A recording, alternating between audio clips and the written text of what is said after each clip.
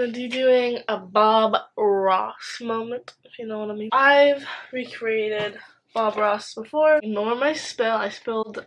I'm going to start off with any canvas size. He chooses massive canvases like these. I also spilled smoothie on this one. Both of those got smoothie. Anyways, so I'm going to be doing it on this.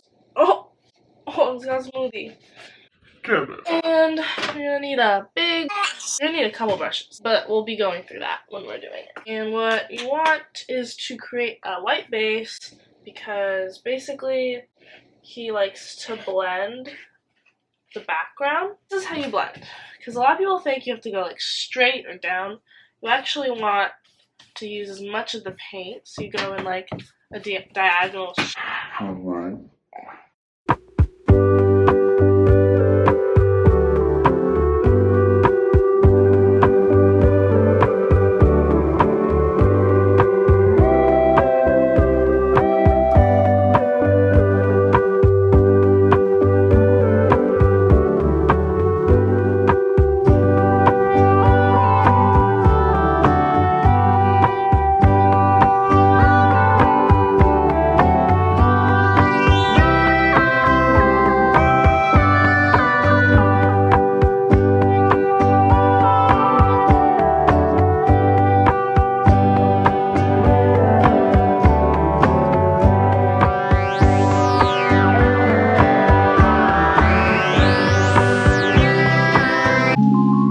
Alright, so the plumber was here, so I have to not put any background noise to it, so that's why I'm not talking. Basically, I finished the sky and I worked on the water, and the reflection is purple because the sky is gonna have some purple tints, and just because, you know, my favorite color is purple, so that's also why.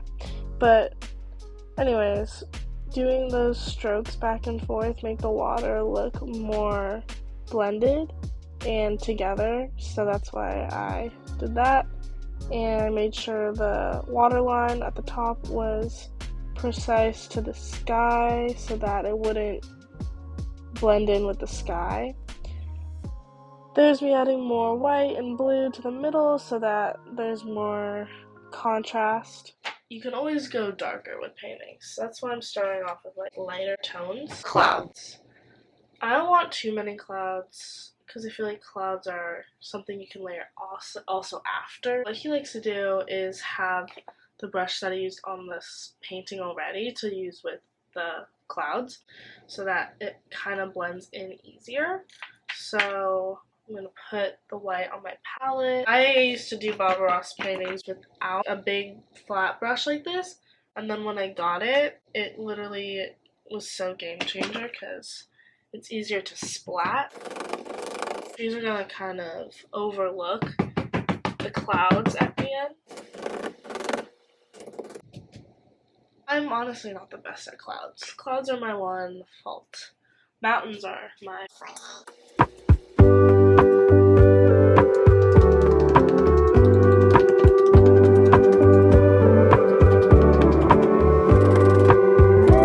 This cloud's a little lonely. I think we need to add a friend, as Bob Ross would say.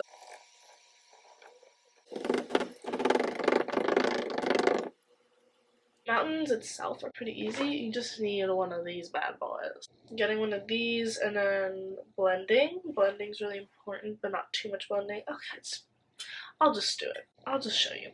This purple from the water that we just did. So I'm gonna add a lot. Start off dark, because then once you layer it with lighter colors, it gives it some foreshadowing. And the red, he likes to use crimson. Just a bit, just a tad.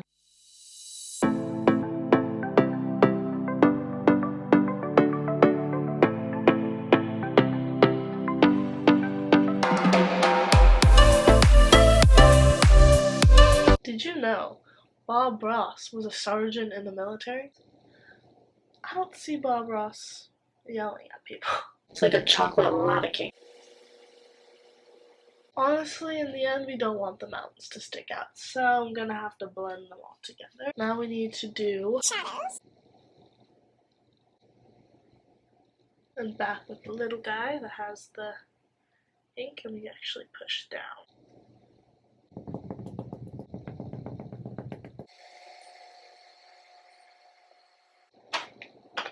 As much as I like the mountains to not stand out, we're making them really strong and hope for the best.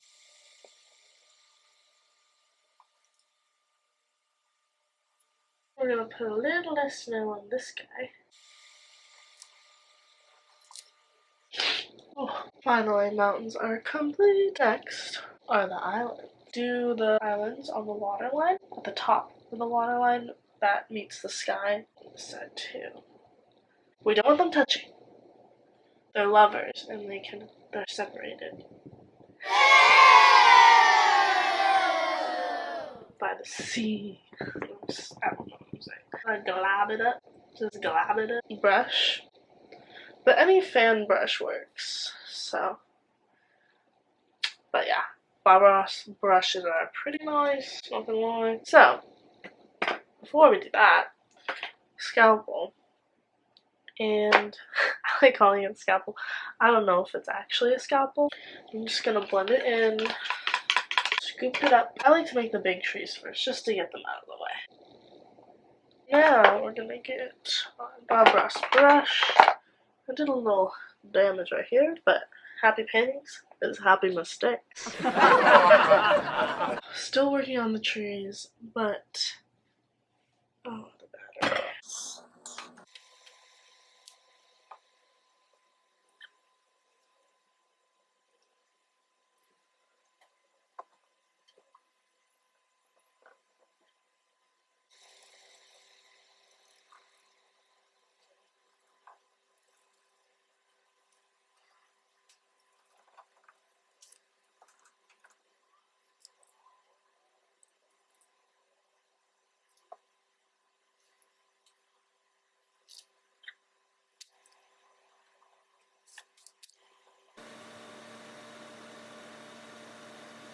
After slaving away and doing the Bob Ross moment, I made my own Bob Ross painting, and I hope you like it. This is the masterpiece.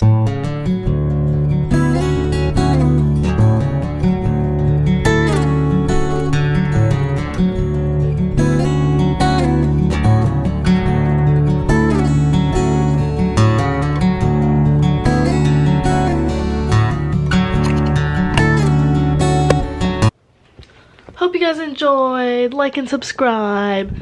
You're the best of the best.